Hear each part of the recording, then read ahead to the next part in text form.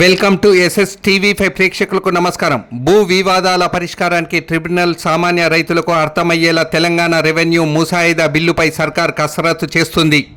అన్ని కుదిరితే వచ్చే అసెంబ్లీ సమావేశాల్లోనే పరిష్కారం. భూమి సమస్యలన్నిటికీ పరిష్కారం చూపే విధంగా ఒకే భూమి ఒకే చట్టం తీసుకురావాలన్న దిశగా కాంగ్రెస్ సర్కార్ తీవ్ర కసరత్తు చేస్తుంది. రైతులకు మేధావులకు కూడా అర్థం కాని విధంగా ఉన్న దాదాపు 124 భూమి చట్టాలన్నిటిని కలిపి వడపోసి వాటి స్థానంలో ఒకే చట్టం తీసుకురానుంది. ఈ మేరకు ఇటీవల ధరణి కమిటీ సభ్యులతో ప్రత్యేకంగా సమావేశమైన రెవెన్యూ శాఖ మంత్రి పొంగులేటి శ్రీనివాసరెడ్డి భూములకు ఒకే చట్టం ఉండాలని, ఈ మేరకు ఒకే చట్టం తీసుకురావడానికి ప్రయత్నిస్తున్నామని ప్రకటించారు. ఈ చట్టాన్ని తీసుకురావడం ద్వారా సమస్యల పరిష్కారంలో ఏర్పడే గందరగోళం తొలగిపోతుందని న్యాయ నిపుణులు చెబుతున్నారు. వీలైనంత తొందరగా తీసుకువచ్చే ప్రయత్నం చేస్తున్నట్లు తెలుస్తుంది. అవసరమైతే వచ్చే అసెంబ్లీ సమావేశాల్లోనే ఈ బిల్లు తీసుకురావాలని ప్రభుత్వం ఆలోచిస్తున్నట్లు సమాచారం.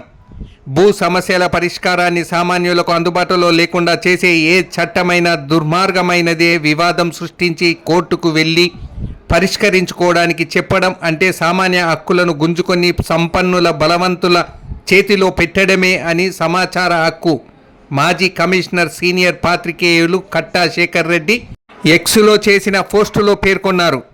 ఈ దిశగా తెలంగాణ ప్రభుత్వం భూమి సమస్యల పరిష్కారాన్ని సామాన్య ప్రజలకు అందుబాటులో ఉండే విధంగా ప్రభుత్వం తీసుకువచ్చే ఒకే రెవెన్యూ చట్టం ఉండాలన్న అభిప్రాయం రైతుల కోసం పనిచేస్తున్న అనేక సంఘాల నాయకులు వ్యక్తం చేస్తున్నారు.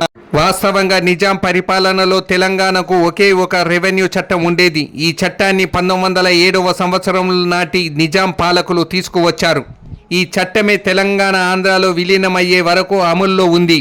ఈ ఒక్క చట్టం ద్వారానే భూమి సర్వే, సెటిల్మెంటు, పరిపాలన, భూ రికార్డుల నిర్వహణ అంతా పకడ్బందీగా జరిగింది.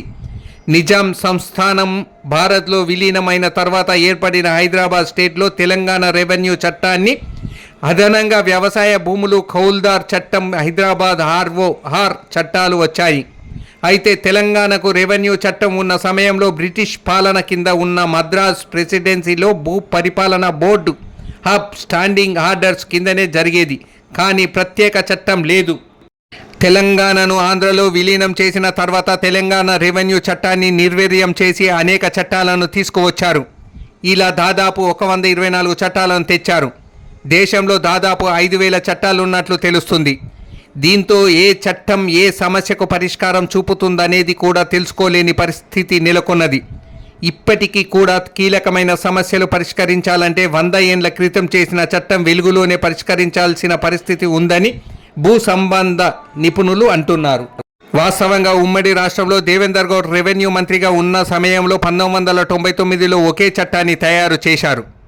అసెంబ్లీ ఆమోదం పొందిన బిల్లును రాష్ట్రపతి ఆమోదానికి కేంద్రానికి పంపి చేతులు దులిపేసుకున్నారు.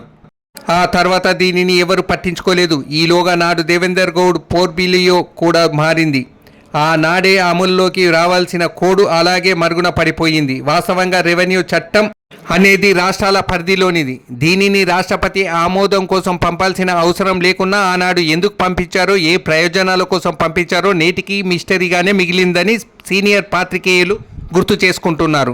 తాజాగా రెవెన్యూ మంత్రి పొంగులేటి శ్రీనివాసరెడ్డి ఒకే రెవెన్యూ చట్టాన్ని తీసుకువస్తామని ప్రకటించారు.